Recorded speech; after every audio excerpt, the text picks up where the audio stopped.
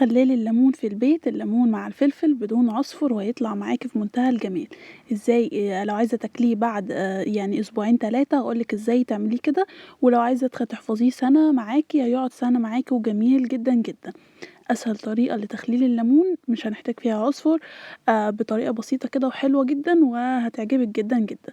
لو حابة تتفرجي على الفيديو للآخر اعملي لايك واشتركي في القناة لو كنتِ مش مشتركة، ويالّا نسمّي بسم الله ونبدأ في المقادير.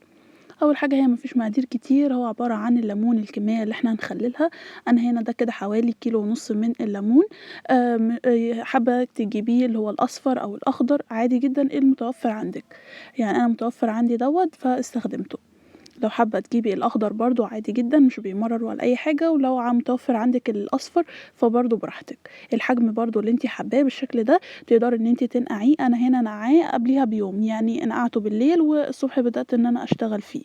ولو مستعجلة ومش حابة تنقعيه عادي جدًا مش بتأثّر خالص ولا بيبقى فيه مرارة ولا الكلام ده خالص. المهم كده بعد ما أنا سِبته ليلة يعني من امبارح وصحيت الصبح عملته بالشكل ده. صفّيت بقى منه المَيّة وغسلته كويس جدًا. بعد كده جِبت حلة بالشكل ده وحطيت فيها الليمون وغطيتها بس بالمَيّة. شايفين يعني مش باكتّر المَيّة فيه خالص، يعني يا دوبك كده تغطية بسيطة، وبعد كده بارفعها على النار لحد لمّا يبدأ يغلي معانا. أول ما مجرد ما يبدأ إن هو يغلي بابدأ بقى أنا هنا أحسب مدة التسوية بتاعتي. كل ما زوّدت مدة التسوية كل ما أنا هيبقى الليمون هيستوي معايا وهابدأ إن أنا آكله أسرع. يعني ممكن لو سِبته من 15 ل20 دقيقة، فأنا ده كده ممكن أفتح عليه أصلًا بعد 3 أسابيع بالكتير أوي. وهيبقى استوى معاكِ وزي الفل، ولكن أنا هنا سِبته 15 دقيقة ودوّة يعني ممكن أفتح عليه بعد شهر، شهر ونُص، وكمان بقى يقعد معاكِ بقى من السَنة للسَنة وأقول لِك إزاي تحفظيه. فأنا هنا كده بعد ما غلي حسبت كده 15 دقيقة، بعد 15 دقيقة طفيت عليه، يعني يا دوبك أهو كده دخل في التسوية، ودوّة هيقعد معايا فترة حلوة. بعد كده بقى ما بيستوي كده باشيله كده من المَيّة خالص، والمَيّة دي ما ترميهاش خالص، يعني أنا كده أسيبها تبرد كده براحتها، والليمون هاسيبه برضه يبرد تمامًا قبل التخليل عشان ما يعفنش معانا. الاتنين هاسيبهم يبردوا. المَيّة دي بقى كنز يعني ما ترميهاش، هي المَيّة دي اللي إحنا هنخلِّل بيها وما تقلقيش الليمون مش هيطلع ممرّر معاكِ. لو أنتِ مش حابة إن أنتِ تخلِّلي بيها أو متعودة إن أنتِ تستخدمي المَيّة عادية مش مَيّة السلق، فديّة ما ترميهاش استخدميها في صابون المواعين بتخلّي لِك المواعين تحفة جدًا وبتلمع وبتشيل أي دهون، فما ترميهاش حلوة جدًا. أنا هنا بقى كده زي ما قُلت لكم هاستخدم مَيّة سلق الليمون، وزي ما قُلت لكم ما بتمرّرش خالص، خالص، يعني أنا معتمداها الطريقة دي على طول، ما بتمرّرش معاكِ الليمون، بالعكس بتزوّد نكهة الليمون، وبتخلّي كده الليمون ليه طعم وبيبقى حلو جدًا، جدًا. وزي ما قُلت لكم مجرّباها قبل كده كتير وبتطلع معايا تحفة وبتدّي للليمون نكهة قوية جدًا. فأنا هنا خدت منها كوبايتين من مَيّة سلق الليمون، وحطيت عليها كوباية واحدة بس من المَيّة العادية. كل كوباية من المَيّة بتحتاج معلقة كبيرة كده مليانة من الملح. فأنا حطيت على ال3 كوبايات حطيت 3 معالق كبار من الملح. حطيت كده معلقة صغيرة من الكركم بيدينا لون حلو، ونُص معلقة صغيرة من البابريكا، ومعلقة صغيرة كده مليانة من حبة البركة. باقلّبهم مع بعض كويس جدًا، والكركم وحبة البركة يعتبر دي مادة حفظ، وفي نفس الوقت بيدونا لون تحفة.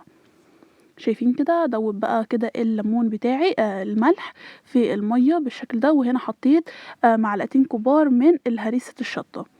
هريسة الشطة، طب لو مش عندِك هريسة شطة باقدر إن أنا أستبدلها أنا عملتها معاكم في فيديو قبل كده برضه هاحط لكم اللينك بتاعه في صندوق الوصف. ولو مش عندِك تقدري تاخدي 5، 6 قرون كده من الفلفل الأحمر الحار وتضربيهم بشوية من المَيّة اللي إحنا عملناها دي في الخلاط، وتحطيهم عليهم وتقلبيهم بتبقى معاكِ برضه حلو بتدينا نكهة حلوة وكمان لون حلو لليمون. وحطيت كده كام ورقة من الكرفس، أنا هنا الكرفس كان مجمد عندي، تقدري تستخدمي فريش أو لو مش عندِك خلاص ما تستخدميش يعني استغني عنه. وكمان حطيت كده نُص معلقة صغيرة من السكر علشان كده تعادل النكهة بتاعة الملح والليمون، وتحافظ لنا برضه على الليمون مدة أطول.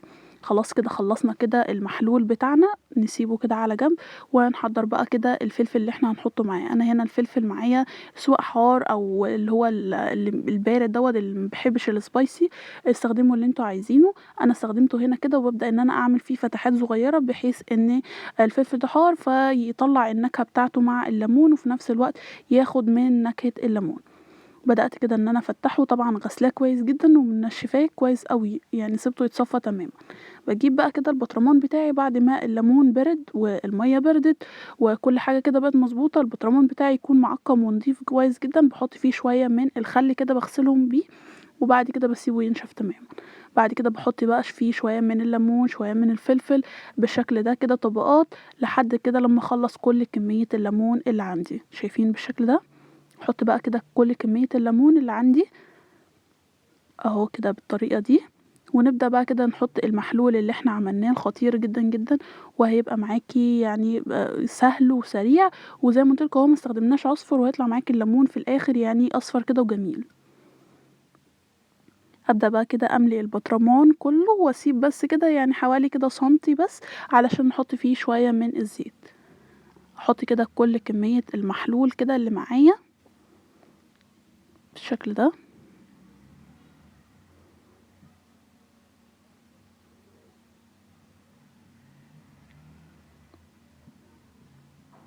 واسيب كده سنتي صغير كده من فوق علشان احط فيها كمية من الزيت علشان ما تعفنش معانا، وكمان يمنع الهواء، اي هواء كده داخل لليمون وما يعملش الريمة اللي هي بيضة من فوق.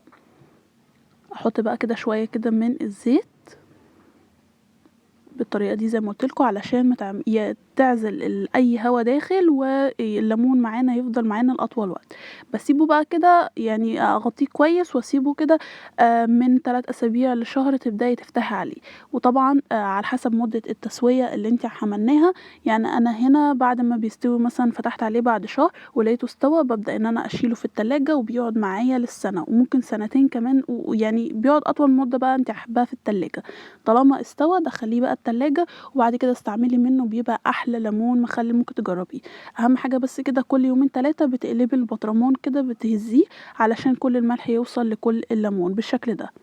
وبس كده، دي كده وصفة النهاردة، خلينا الليمون بأسهل وأسرع طريقة ومن غير ما نستخدم عصفر، وهيطلع معاك في منتهى الجمال.